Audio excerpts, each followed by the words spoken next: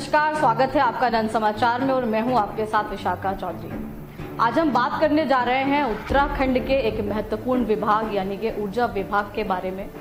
अभी हाल ही में उत्तराखंड को नए नवेले ऊर्जा मंत्री मिले हैं और तमाम वादे उत्तराखंड के ऊर्जा मंत्री के रूप में उन्होंने किए हैं। और जिस तरीके से आम आदमी पार्टी के मुखिया के द्वारा 300 यूनिट बिजली फ्री देने का जब से वादा किया गया है, कहीं ना कहीं राज्य में भारतीय जनता पार्टी, कांग्रेस, सभी राजनीतिक दलों के अलावा तमाम जो बड़े वादे हैं वो किए जा रहे हैं। और बात करें इन वादों से अलग उत्तराखंड के ऊर्जा विभाग की हकीकत की, तो आपको इन वादों से अलग लिए चलते हैं और रूबरू कराते हैं कि उत्तराखंड के ऊर्जा विभाग में आखिरकार क्या प्रकरण हुए हैं और किस तरह से जो घोटाले हैं वो समय समय पर सामने आए हैं। आज हम आपको उत्तराखंड के ऊर्जा विभाग के ऐसे ही कुछ प्रकरणों और कुछ घोटालों के बारे में अवगत कराने जा रहे हैं। आइए देखते हैं कि क्या जो बड़ा प्रकरण है वो उत्तराखंड के ऊर्जा विभाग से निकलकर सामने आया है और उत्तराखंड के ऊर्जा मंत्री के बड़े बड़े वादों के बीच कहाँ जो हकीकत है वो नजर आती है।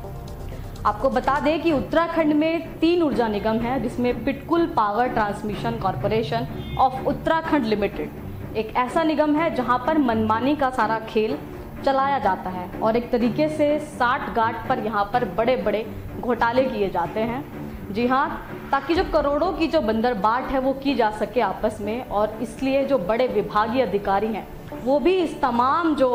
इस प्रकरण में आंखें मूंदकर शामिल होते हैं। अभी ताज़ा मामला हाल ही में 2013 का है, जिसमें उत्तराखंड सरकार ने टेंडरिंग के माध्यम से ट्रांसफार्मर खरीदने के लिए टेंडर जारी किए थे और जिसके माध्यम से 7 ट्रांसफार्मर खरीदे गए थे। और इस टेंडर प्रक्रिया में एल्स्टॉम कंपनी ने भी हिस्सा लिया था। एल्स्टॉम नामक कंपनी टेंडर को अपने हक में कराने के लिए 20 MVA और 160 MVA ट्रांसफार्मर में सबसे कम रेट इस कंपनी के द्वारा रखा गया था। अब विभागीय अधिकारियों द्वारा साठगांठ करके ट्रांसफार्मर खरीदने का जो टेंडर अपनी चहेती कंपनी यानी कि IMP को दे देने की पूरी कोशिश की गई और लास्ट में यह टेंडर IMP को दे भी दिया गया। अब मामला इस प्रकार है कि विभाग ने 160 MVA के 2 नग ट्रांसफार्मर खरीदने का ऑर्डर कंपनी को, एल्स्टॉम कंपनी को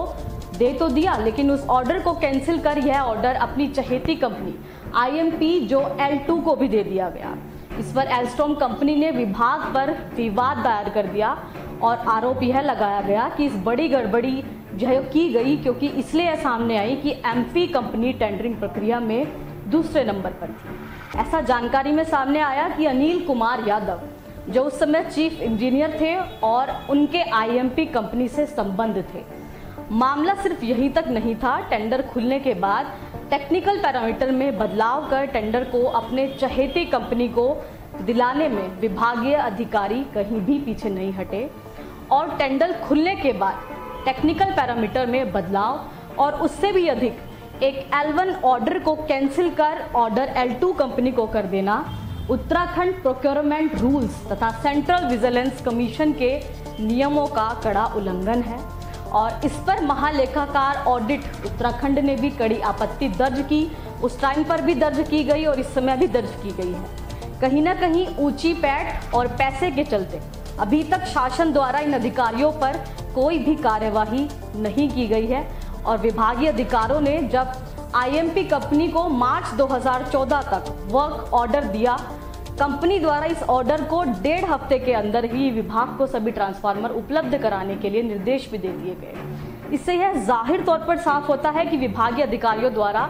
कंपनी के बीच साठगांठ का खेल चल रहा था और इससे यह तस्वीर साफ हो जाती है कि किसी भी बड़े ट्रांसफार्मर को बनने में, क्योंकि 6 महीने का एक लंबा वक्त लगता है, लेकिन कंपनी द्वारा एक ही हफ्ते के अंदर तमाम ट्रांसफार्मरों की सप्लाई विभाग को कर दी गई। और सवाल इसके बाद यह भी खड़ा होता है कि कहीं ना कहीं कंपनी के पास ट्रांसफार्मर पहले से ही उपलब्ध थे, क्योंकि 6 महीने से कम के समय में ही तमाम ट्रांसफार्मर उपलब्ध करा दिए गए और कंपनी ने उन ट्रांसफार्मर को विभाग को सप्लाई भी कर दिया। ट्रांसफार्मर आने के कुछ समय बाद से ही ट्रांसफार्मरों में खराबी की शिकायत आने लगी और ट्रांसफार्मर कंपनी ने सप्लाई तो जिस तरीके से किया, कहीं ना कहीं मानकों को उस समय ध्यान नहीं रखा गया, जिससे ट्रांसफार्मर में खराबी आनी शुरू हो गई और जिन ट्रांसफार्मरों को अप्रूवल दिया गया था उनकी फिटनेस की भी सही जांच नहीं हो पाई। कहीं ना कहीं अपनी चहेती कंपनी को लाभ देने के लिए इस टेंडर प्रक्रिया और खरीद प्रक्रिया में विभागीय अधिकारियों की एक बड़ी लापरवाही, एक बड़ी साठगांठ नजर आ रही है और करोड़ों के ट्रांसफार्मर खरीदे गए और वह खराब भी हो गए। लेकिन न तो सरकार इस पर कोई कार्यवाही कर पाई और न ही सरकार के द्वारा यह जहमत उठा पाई कि किस तरीके से इस प्रकरण की जांच की जाए। कोई कार्यवाही का मामला जिस तरीके से यह सामने आया है, कहीं ना कहीं अपनी चहेती कंपनियों और तमाम जो अपने रिश्ते हैं उसको निभाने के लिए यह एक बड़ा घोटाला किया गया। अब इतने बड़े इस पिटकुल घोटाले को लेकर शासन तक जो तमाम शिकायतें हैं वो पहुंचने नहीं दी जा रही है और मौजूदा सरकार और पूर्वोत्तर सरकार भी इस मामले में अपनी फिलहाल चुप्पी साधे बैठी है। सरकार के पास इस जांच का कोई विवरण भी फिलहाल उपलब्ध नहीं है कि किन अधिकारियों पर जांच हुई और किन पर कार्यवाही की गई। मामला साफ हो गया है कि कहीं भी बड़े अधिकारियों की जो पकड़ है, क्योंकि देहरादून से दिल्ली तक है, जिसका नतीजा साफ तौर पर यह देखा जा रहा है कि बड़े अधिकारी सरकारी सेवाओं का लाभ उठाकर विभाग को अपनी जागीर बनाकर बैठे हैं और जिस तरीके से वो इस सरकारी विभाग का इस्तेमाल करते हैं। और अगर जांच शासन स्तर पर की जा रही थी तो सवाल यह भी खड़ा होता है कि अभी तक उन अधिकारियों पर कार्यवाही क्यों नहीं की गई। ऐसा इस तमाम प्रकरण में, तमाम मुद्दे में जानकारी में निकलकर सामने आया है कि आईएमपी कंपनी ने, पिटकुल ने लगभग 26 से 27 ट्रांसफार्मर खरीदे थे और इन सब की खरीद की जांच होनी चाहिए और ज़रूरी भी है।